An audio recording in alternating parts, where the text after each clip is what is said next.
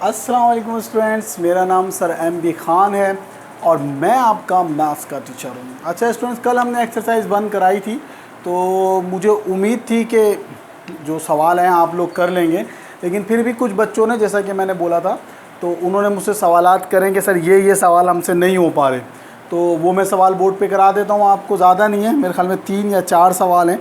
तो अच्छा, मज़े की बात है, आपने ये कम्यूटेटिव प्रॉपर्टी वाला कर लिया, एसोसिएटिव प्रॉपर्टी वाला भी कर लिया, डी मॉर्गन्स लॉ भी कर लिया, और प्रॉब्लम आपको हो रही है जो सिंपल क्वेश्चन है उनमें। तो मुझे बड़ी हैरत भी हुई, मैंने कहा देखो ये सवाल तो आप सबको आते थे, सही ना। तो ये एक सवाल तो ये है क्वेश्चन नंबर 8, 2 सवाल क्वेश्चन नंबर 8 से बिलोंग करते हैं। तो क्या सवाल है, ये कहता है, इसके पहले सेट लिख लेते हैं। If u is equal to 1 2 3 4 5, a is equal to 1 3,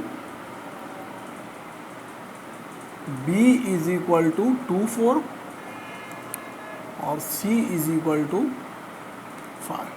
अच्छा, एक सवाल तो बच्चे ने ये पूछा है, क्वेश्चन नंबर 6 पूछा है कि भाई ए इंटरसेक्शन बी यूनियन सी।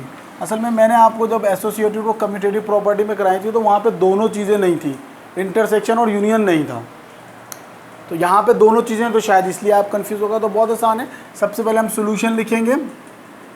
तो देखें, आपको उसूल पता है कि ब्रैकेट सबसे पहले, बोर्ड मास का रूल है, सबसे पहले bracket, then operators, then divide, then multiply, then addition and then subtraction. तो बोर्ड मास के रूल को फॉलो करेंगे। सबसे पहले जो ब्रैकेट में उसको सॉल्व कर लेंगे। तो आप क्या मालूम कर लें, बी यूनियन सी मालूम कर लें। अब बी कितना है आपका, 2 4 है, यूनियन सी कितना है आपका, 5 है। तो बी यूनियन सी कितना आ गया आपका, 2 4 5। सही, कितना आसान सवाल है। देखें, अब आप ये मालूम कर लें भाई, अब आप कर लें A intersection bracket B union C is equal to, अब ए की जगह सेट ए लिख दें आप, 1 3, फिर इंटरसेक्शन का निशान डालें और बी यूनियन सी की जगह पे आप क्या करेंगे मेरे बच्चों, बी यूनियन सी का जो आंसर है वो लिखें। बी यूनियन सी का आंसर क्या है आपका, 2 4 5 है, 2 4 5। तो अब आप इसका इंटरसेक्शन मालूम कर लें। तो इसका इंटरसेक्शन कितना आ रहा है आपका, नल सेट आ रहा है, क्योंकि इन दोनों में कोई भी जो है वो क्या कहते हैं, एक जैसा नहीं है। इसको टैली भी कर लेते हैं, बुक में आंसर यही आ रहा है, क्वेश्चन नंबर 8 का 6। एक्सरसाइज है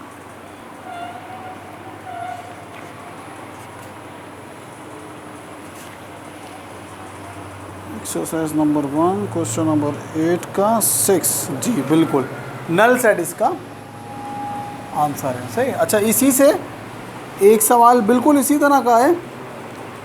तो वो सवाल बच्चे ने पूछा है, यानी कि इसका ये बी का पार्ट था और वो सी का पार्ट है। तो ये तो मेरे ख्याल में डी मॉर्गन्स लॉ ही है। ये तो आपको मैंने करवा दिया था डी मॉर्गन्स लॉ से ना, ये तो आपको आता है, इसलिए इसको छोड़ें। जो तीसरा सवाल है वो करा देते हैं हम। कहाँ गया,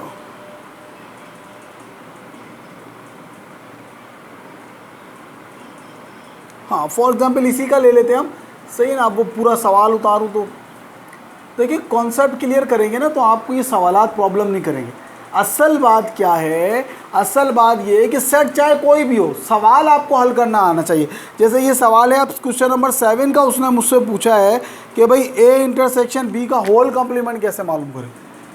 तो भाई ए इंटरसेक्शन बी का होल कॉम्प्लीमेंट अगर आपने मालूम करना है तो आप इसका कॉन्सेप्ट क्लियर करें ना।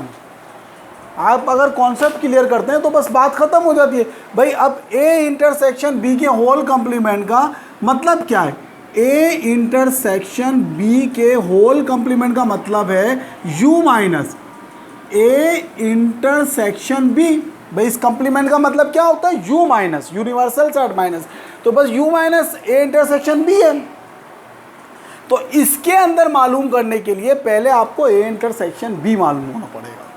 तो पहले ए इंटरसेक्शन बी मालूम कर लेते हैं। तो ए इंटरसेक्शन बी आप मालूम कर लें। तो ए इंटरसेक्शन बी कितना आ गया आपका, ए कितना आपका है 1 3 माइनस इंटरसेक्शन, और बी कितना आपका 2 4। तो ए इंटरसेक्शन बी कितना आ गया, नल सेट आ गया। तो कितना आ गया, इंटरसेक्शन बी नल सेट आ गया। अब आप मालूम कर लें भाई, ए इंटरसेक्शन बी का कंप्लीमेंट, अब सेट यू की जगह यू लिखें, कितना है 1 2 3 4 5, माइनस की जगह माइनस, और ए इंटरसेक्शन बी की जगह नल सेट। अच्छा हाँ, ये मैंने देखा था, कॉपी चेक कर रहा था मैं, तो भी एक बच्चे को प्रॉब्लम हो रही थी। तो देखिए मेरे बच्चों, अब मैंने आपको बताया था भाई माइनस में क्या करते हैं, एक जैसे काट देते हैं और जो पहले ब्रैकेट में बचता है ना वो लिख देते हैं।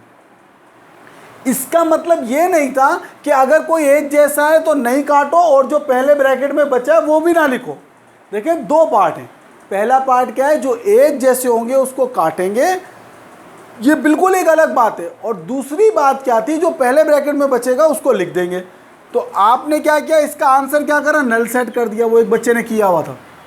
मेरे बच्चे, इसका आंसर नल सेट नहीं होगा।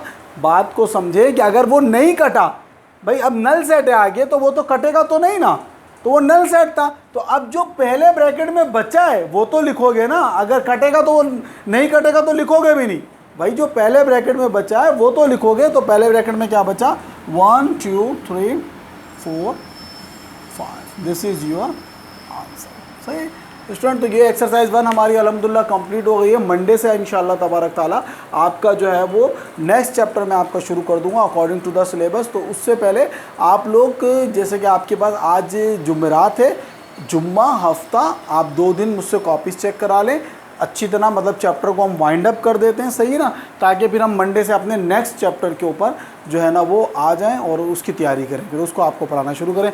सही है, तो उम्मीद है कि आपको ये समझ में आ गया होगा। अपना बहुत ज़्यादा ख्याल रखिएगा। अल्लाह हाफिज़।